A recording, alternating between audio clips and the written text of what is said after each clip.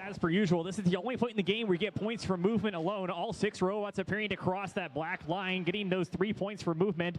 Each game piece is worth additional points at this time. If you're placing on L1 or L2, you get a bonus 1 point. Higher than that, you get 2. As we continue into the teleoperated period, human players pick up their controllers and build their robots that their team built over the past 7 weeks.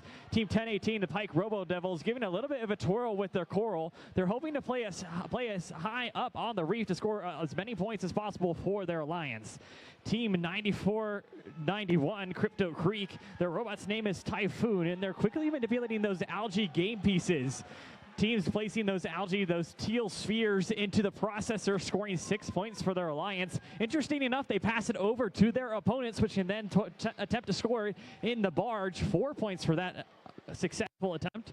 And then a 2-point difference between the alliances. Team 1501, Team Thrust, was one of our event winners from Mishawaka, hoping to maintain that performance in today's event, scoring as many game pieces as possible on the coral branches. Scores 36-11 in favor of your Red Alliance. Over a minute remaining in the match to change those scores.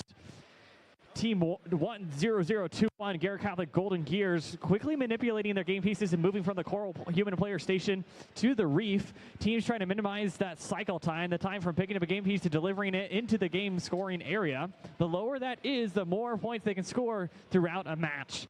Team 6498, Castle Robotics, working on their robot to move it around the field and pick up additional game pieces and continue to manipulate them. Team 9491, Crypto Creek, continuing to potentially stuck on top of a coral.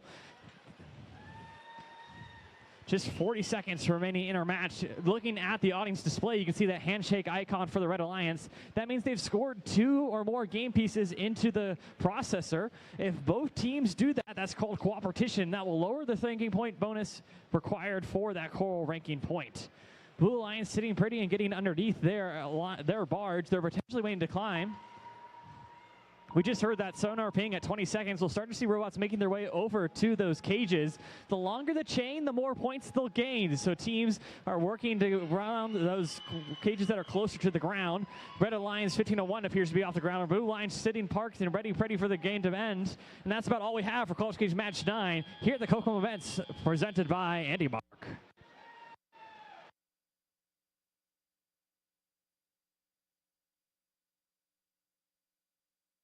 Andy Mark. They're getting those 4 ranking points, 3 for winning and 1 for their work in the barge. Coral was the main deciding factor there.